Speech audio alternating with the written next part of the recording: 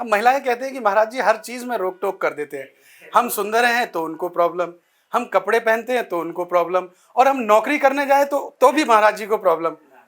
हमें किसी से कोई प्रॉब्लम नहीं है। हर चीज़ देखिए, आप पिता होंगे ना तो आप अपने बच्चों को सिखाएंगे बेटा खूब तरक्की करो, खूब पैसा कमाओ, पर मर्यादाओं का उल्लंघन ना हो। माता सीता ने भी लक्ष्मण रेखा का उल्लंघन किया तो उन्हें भी कष्ट उठाना पड़ा, रावण चुरा कर ले गया। वो लक्ष्मण रेखा क्या थी? एक मर्यादा की रेखा है, उसे लांघना नहीं है। हम भी एक मर्यादा में रहें, भले पुरुष हैं, भले स्त्री हैं, भले आप हैं, भले हम हैं। क्या हम भारतीयों के लिए एक सिद्धांत नहीं दिया गया मर्यादा का? संविधान क्या है? मर्यादा की लकीर ही तो है। मैं आपसे बातें चाहे जितनी कर लूं, कैसी भी कर लूं, पर मैं आप पर वार नहीं कर सकता, ये संविधान है। यदि मैंने आपको प्रहार किया किसी प्रकार से तो वो कानून की अवहेलना हो जाएगी। उसी तरह जैसे आज भारत में रहना है तो भारत के कानून को फॉलो करना पड़ेगा, अमेरिका में रहना है तो अमेरिका के कानून को फॉलो करना पड़ेगा। तो क्या ईश्वर का कोई कानून नहीं है? इंसान के बनाए कानून आप मानेंगे तो क्या ईश्वर के बनाए कानून नहीं मानेंगे? ईश्वर का बनाया कानून क्या है? और भगवान तो सब देखो, दुर्योधन तो गाली देता था भगवान को, लेकिन उस समय भी कानून था कि बेटा जो द्रौपदी के साथ हुआ चीरहरण, क्या वो मर्यादा थी? क्या दुर्योधन ने सही किया था? भगवान को क्यों सुदर्शन उठाना पड़ा? क्या जरूरत थी? बांसुरी बजाते थे भगवान, तो शांति प्रिय थे हमारे श्याम सुंदर, बांसुरी बजा के सबको नाच गा के जीवन की राह दिखाते थे। लगा उन्हें कि ये बातों से नहीं मानेंगे, बांसुरी से नहीं मानेंगे, सुदर्शन की जरूरत है। तो जहां सुदर्शन की जरूरत पड़ी उन्होंने उठाया, और वही धर्म है। तो मर्यादाएं स्थापित, परित्राणाय साधूनाम विनाशाय च दुष्कृताम धर्म संस्थापनार्थाय संभवामि युगे युगे। जब जब धर्म की हानि होती है, धर्म मीन्स मर्यादा ही धर्म है। लेकिन आचार्य जी ये बात तो ठीक है कि सबको अपनी मर्यादा में रहना चाहिए, लेकिन देखिए महंगाई का जमाना है, हस्बैंड वाइफ से मिलकर के घर चलता नहीं। अब महिलाएं कंधे से कंधा मिला करके चल रही हैं, हमारी सरकार भी महिलाओं को इतना आगे बढ़ा रही है, फिर आपको क्या इसमें आपत्ति है कि साहब महिलाओं का नौकरी करना गलत है? नहीं, मैंने कभी नहीं कहा कि महिलाओं का नौकरी करना गलत है। आप पूरी बात समझिए, महिलाओं का नौकरी करना अच्छा है। वहाँ ये बात थी, एक महिला ने मेरे से सवाल किया कि मेरे पति बिजनेसमैन हैं और मैं चाहती हूँ कि नौकरी लग जाए।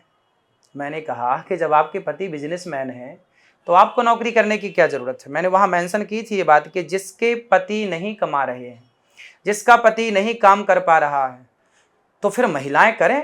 पर जब पति कमा रहा है, पति कार्य कर रहा है, तो पत्नी का धर्म है कि वो बच्चों को और पति को और सास ससुर को, घर के बुजुर्गों का सहारा बने और साथ दें।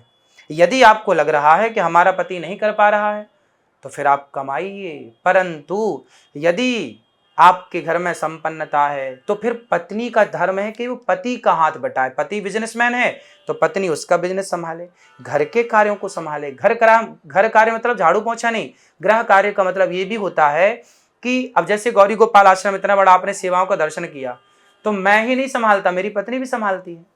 बहुत सारे कार्य मेरी पत्नी करती है।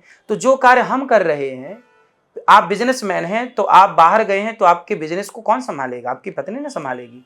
बच्चे छोटे हैं, पत्नी संभालेगी। पत्नी संभाले, अलग से कार्य करने की जरूरत पड़े तो करे, वरना ये फैशन ना बन जाए कि नहीं जी हमें तो नौकरी ही करनी, भले पति कमा रहा है, भले पति बिजनेसमैन है। आज अगर हम अपने बच्चों को पढ़ा लिखा रहे हैं तो इसीलिए पढ़ा लिखा रहे हैं ताकि वो आगे चल करके नौकरी करें, अपने पैरों पर खड़े हो। तो अगर कोई महिला, भले ही चाहे उनके हस्बैंड बिजनेस है उनका, अगर कोई महिला अपना कोई काम धंधा या अपना अलग से नौकरी कर रही है तो उसमें महाराज जी को क्या प्रॉब्लम है? हाँ, बिजनेस करो, आप अपना बिजनेस करिए, पति अपना बिजनेस कर रहा है।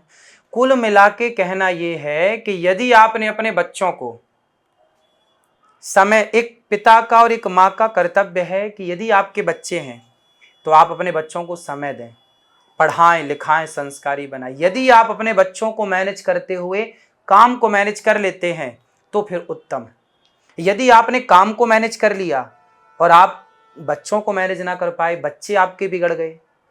सपोज विचार कीजिए कि आपने बिजी, आप पत्नी बिजी है, पति बिजी है, और बच्चे यदि बिगड़ गए, उन्हें संस्कार नहीं मिला, गलत रास्ते पर चले गए, तो जिम्मेदार कौन होगा? फिर चाणक्य फिर लिखते हैं कि माता शत्रु पिता वैरी ये न बालो न पाठिता न शोभते सभा मध्य हंस मध्य वो यथा। चाणक्य फिर कह रहे हैं कि वह माता पिता शत्रु हैं जो अपने बच्चों को संस्कार नहीं देते, पढ़ाते लिखाते नहीं। आपका बेटा नालायक हो गया, गलत राह पर चला गया, पराई स्त्री के चक्कर में चला गया, शराबी बन गया, नशेड़ी बन गया, तो फिर आपका पैसा क्या कर लेगा? आपकी